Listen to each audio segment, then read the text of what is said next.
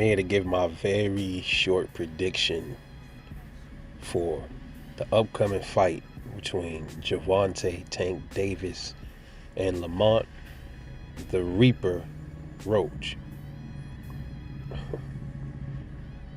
Hey man, there's one thing though I want to know. Why do these boxers give themselves these nicknames and they not known for that? Lamont Roach ain't really known for reaping nothing. He's not killing nothing out here. He's a good boxer. He can fight, but he can't. He's not sleeping people. He ain't putting people to sleep, you know. But look, I had to throw that in there. But let's get to this, man. Let's get to it real quick. This is probably gonna be the shortest prediction I ever made, man. Because I'm not digging into none of that other stuff I usually do on my other predictions. I'm gonna get right to the chase, man. Let's go. We got the challenger, Lamont Roach Jr., man. He's at 25 wins, 1 loss, 1 draw, 10 big wins by knockout. He has a 40% KO ratio. He's 29 years old, 5'7" with a 68-inch arm reach. All right, and Lamont Roach down at 130 pounds. Good boxer. He has a pretty decent jab. Not really known for his punching power. He's a dog though in his own fashion. You know, he likes to grind it out. That's the DC in that boy. So I'll give him that. You know, definitely good, decent footwork. You know, he's a moderately good fighter, man. I'm not taking nothing from him. He's not no excellent fighter in my opinion. He's a pretty decent good fighter. You know.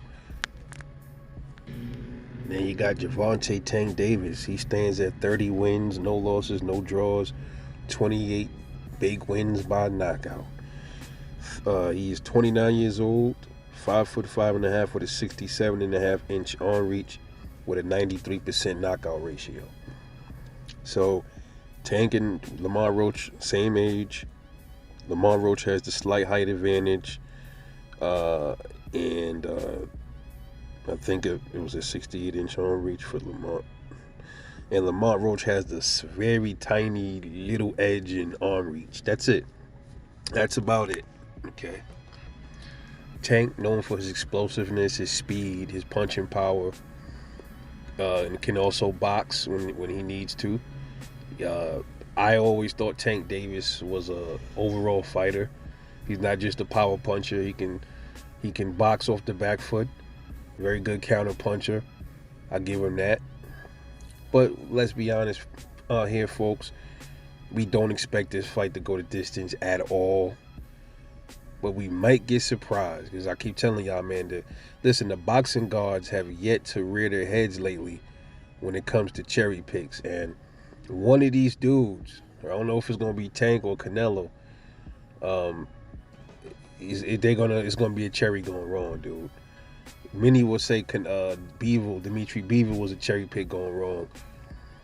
I think that was probably one of the first cherries that he picked that went wrong for him. But I think it's going to be a worse, more devastating cherry he's going to pick next time. Not sure who it is, but yeah, it's going to be worse off for Canelo next time. One of these fights, somebody going to put him to sleep. Trust me on that. And the same goes for Tank Davis, man. He's going to get put to sleep by a no-name person. You know, rather than risking his and getting put to sleep or outboxed by somebody with a name, you know. So then that's when people are gonna start calling him a hype job if he lose to. That's the thing about cherry picking, man, that these promoters or these coaches and these fighters don't get, right?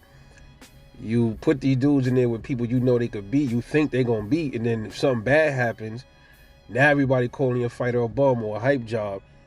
And then you wonder why that happens because you caused it. You were trying to get him to bounce around different fighters and pull dudes up in weight, beating up smaller fighters, and then eventually one of them smaller fighters wasn't having it, and then that could be the outcome. But how does this fight go? I see it maybe Tank carrying him a little bit, man. But I see it looking just like the Hector Garcia fight, bro. It's gonna be similar to that. Lamont Roach is gonna Tank is gonna use that same thing. If he noticed Lamont Roach is not backing up, Tank is gonna go into playing the cat and mouse thing. He's gonna try to lull Lamont Roach to sleep, move it around, and then he's gonna just probably start chasing after Tank, and then he gonna let Lamont punch on him a little bit, and he gonna feel like Lamont don't have no power. Given though Lamont's moving up, you don't know how some of these fighters. I have to watch some of his older fights because he did fight at higher weight classes before. I have to go back and check, but this was many years ago, so I have to go back and look at some of his older fights. But him and his punching power might not change much, and if it doesn't, and Tank feels that it doesn't, then that's when Tank gonna change his style and start pressing Lamont Roach. And Lamont Roach I told y'all, he's a dog. He ain't going nowhere, bro. He ain't going nowhere. He likely ain't gonna run. He's not gonna run from Tank, bro. I don't see that happening. He gonna stand in the middle of the ring with Tank and bang with him, and that's when he's gonna get caught probably with a body shot. He's gonna get hit with a body shot and maybe one up it to the top, and then he gonna get put to sleep. I give this maybe round 8 knockout for Gervonta Tank Davis. So that's it. And there's always a small possibility that Lamont Roach can get in there and upset everything and outbox the shit out of Tank.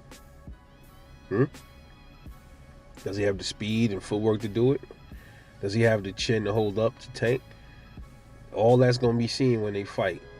But if he can, he got the chance to outbox Tank for sure. Definitely. If he got the footwork and he got the chin, he got the IQ, then he has in the defense.